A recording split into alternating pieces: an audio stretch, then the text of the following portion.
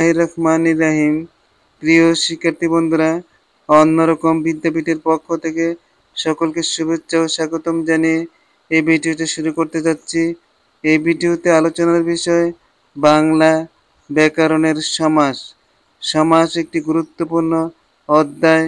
বাংলা ব্যাকরণের উচ্চ মাধ্যমিক পরীক্ষাতে সমাস সম্পর্কে একটি প্রশ্ন আসে, আলিম পরীক্ষার্থীদেরও সমাস সম্পর্কে একটি প্রশ্ন আসে এবং মাধ্যমিক স্তরে বহু নির্বাচনী প্রশ্নতে সমাজ থেকে প্রশ্ন আসে। প্রিয় শিক্ষার্থী বন্ধুরা, যারা অন্যরকম বিদ্যাপীঠকে সাবস্ক্রাইব করেছে তাদেরকে অসংখ্য ধন্যবাদ জানিয়ে ভিডিওটা শুরু করতে যাচ্ছি। আমরা এই ভিডিওতে ৪র্থ নম্বর ক্লাস, এই ক্লাসের মধ্যে ৬১ থেকে ৮০ পর্যন্ত ২০টি সমস্ত পদ নিয়ে আলোচনা করা হবে। প্রিয় শিক্ষার্থী বন্ধুরা, ভিডিওটা সম্পূর্ণটা শোনার জন্য আহ্বান করা গেল। ৬১ নম্বরটা কুৎসিত যে কাপুরুষ, কুৎসিত যে পুরুষ কাপুরুষ, এইটা হলো কর্মধারয় সমাস। নবপৃথিবী, নব যে পৃথিবী, কর্মধারয় সমাস। সপ্তর্ষি, সপ্তঋষির সমাহার। আমরা জানি যে সমাসের মধ্যে সংখ্যা থাকে এবং সমষ্টি বোঝায়, তাহলে সপ্তর্ষি ৭ ঋষির সমাহার সমষ্টি বুঝাইছে, অতএব এটা দ্বিগু সমাস। আয়কর, আয়ের উপর ধার্যকৃত কর। মধ্যপদলোপী কর্মধারয় সমাস। যে কর্মধারয় সমাসের মধ্যে মধ্যের পদটা লোপ পায়, তাহলে উপর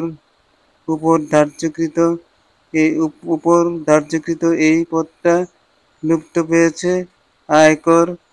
তাহলে আয়ের উপর ধার্যকৃত কর মধ্যপদলোপী কর্মধারয় সমাস। সহোদর, সমান উদর যার, বহুব্রীহি সমাস। রাজনীতি, রাজার নীতি, ষষ্ঠী তৎপুরুষ সমাস। দম্পতি, জায়া ও পতি, দ্বন্দ্ব সমাস। চোখাচোখি, চোখে চোখে যে মিলন, বহুব্রীহি সমাস। বাহুলতা, বাহুলতার ন্যায়, উপমিত কর্মধারয় সমাস। উপমিত কর্মধারয় সমাস বুঝলাম কিভাবে? যে কর্মধারয় সমাসের মধ্যে দুইটি বস্তুর সাথে তুলনা করা হয় এবং যদি দুটি বস্তুর সাদৃশ্য থাকে তাহলে সেটা হবে উপমান, আর বৈসাদৃশ্য থাকলে উপমিত। বাহুর সাথে লতার সাদৃশ্য নেই, বৈসাদৃশ্য রয়েছে, এই জন্য এটা উপমিত কর্মধারয় সমাস। শ্বেতার, শ্বেত ৩ তার যে যন্ত্রের, বহুব্রীহি সমাস। বদ্বীপ, দুই দিকে অপচার, বহুব্রীহি সমাস। তুষার ধবল, তুষারের ন্যায় ধবল, উপমান কর্মধারয় সমাস। যে কর্মধারয় সমাসের মধ্যে দুইটি বস্তুর তুলনা করা হয় এবং যদি সাদৃশ্য থাকে তাহলে সেটা হবে উপমান। তুষারের সাথে ধবলের সাদৃশ্য রয়েছে, তুষার সাদা, ধবল অর্থ সাদা, তুষারের ন্যায় ধবল, উপমান কর্মধারয় সমাস। অমানুষ, মানুষ পর্যন্ত। অব্যয় যুগে যে শব্দগুলি সমস্ত পদগুলি পরীক্ষাতে আসে সেগুলি সাধারণত হবে অব্যয়ভাব সমাস। অমানুষ, মানুষ পর্যন্ত, যেমন আমরণ, মরণ পর্যন্ত। যথেষ্ট, ইষ্টকে অতিক্রম না করে, অব্যয়ভাব সমাস। কুম্ভকার, কুম্ভ করে যে, উপপদ তৎপুরুষ সমাস। যে সমাসের মধ্যে প্রত্যয় লুকায়িত আছে তাকে আমরা উপপদ তৎপুরুষ সমাস বলবো। কুম্ভকার, কার প্রত্যয়, ক্রি যুগ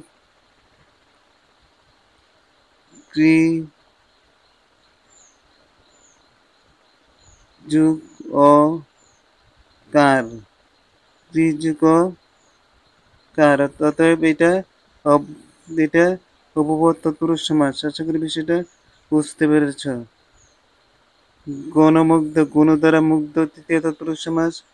বজ্র কঠোর, বজ্রের ন্যায় কঠোর, উপমান কর্মধারয় সমাস। আমরা, আমি, তুমিও, সে, আমি, তুমিও, সে, আমি, তুমিও, সে। আমরা, স্বাক্ষর, অক্ষরের সহিত বর্তমান, অক্ষরের সহিত বর্তমান, বহুব্রীহি সমাস। ইন্দ্রজিৎ, ইন্দ্রকে জয় করেছে যে, উপপদ তৎপুরুষ সমাস। এই সমাসগুলির মধ্যে সবচেয়ে গুরুত্বপূর্ণ হল নবপৃথিবী, তারপরে সহোদর, তারপরে দম্পতি, বাহুলতা, তুষারধবল, অমানুষ, আমরা, ইন্দ্রজিৎ।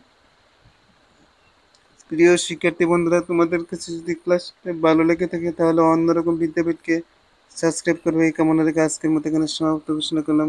আসসালামু আলাইকুম।